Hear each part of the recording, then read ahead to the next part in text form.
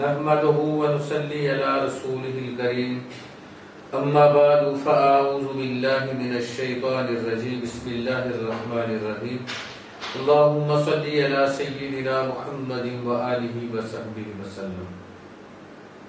معزز سامعین و ناظرین، السلام علیکم ورحمۃ اللہ وبرکاتہ۔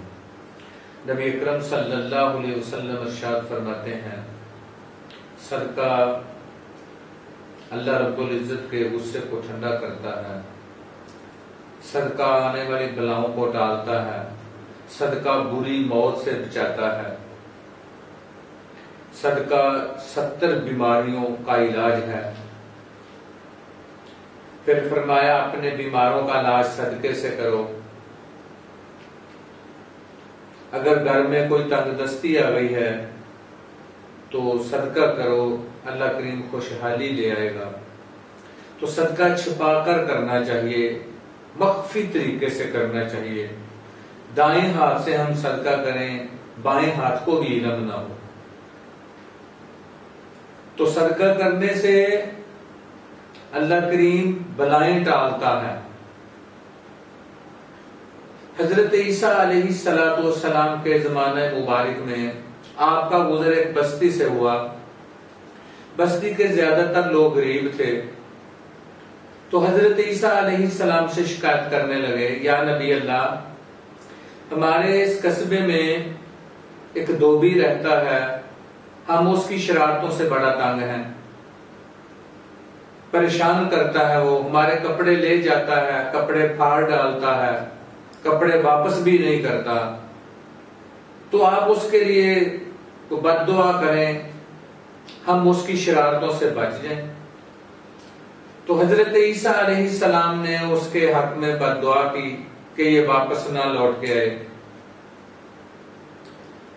تو دھوبی جب صبح کپڑے دھونے کے لیے نکلا تو اس نے اپنے ساتھ 3 روٹیاں لے لی۔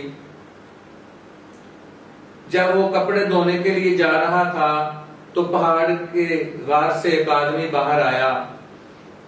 اس نے دھوبی سے کہا، اگر آپ کے پاس کوئی روٹی ہے تو میں اللہ کے نام سے سوال کرتا ہوں، مجھے ایک روٹی دے دو، یا مجھے اس روٹی کی خوشبو ہی سنوا دو، میں کئی دنوں سے بھوکا ہوں۔ تو دھوبی نے ایک روٹی اس کو دے دی۔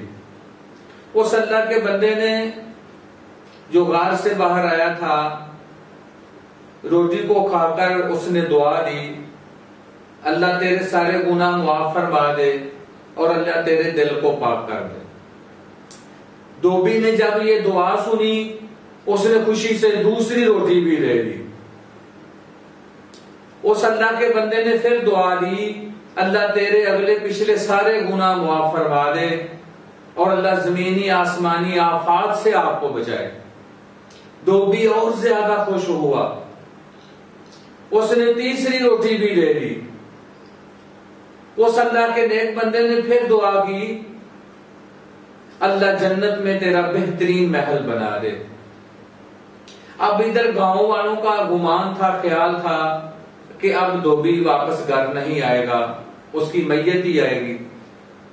تو دھوبی صحیح سلامت اپنے گاؤں واپس چلا گیا۔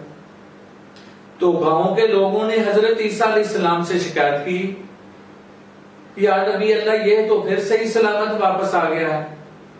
تو آپ نے دھوبی کو بلایا، فرمایا آج جو آپ کا دن بھر کا معمول ہے اس کو میرے سامنے بیان کریں۔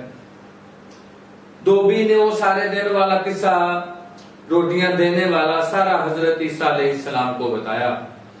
تو آپ نے اس کی گٹھڑی کھولی، اس کے اندر ایک سانپ تھا بہت بڑا، جس کو لوہے کی لگام پہنائی گئی تھی۔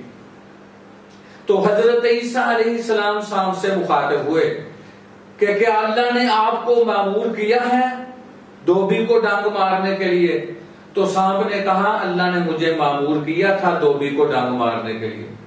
جب دھوبی نے اللہ کے رستے میں وہ روٹیاں دیں، اس نیک آدمی نے جب دعا کی تھی تو فرشتے نے آمین کہی تھی۔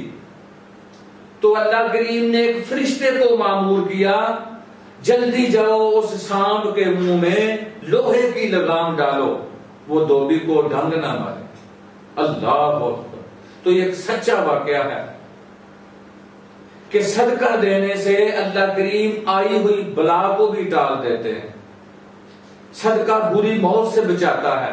ہمیں چاہیے کہ اپنے بیماروں کا علاج صدقے سے کریں.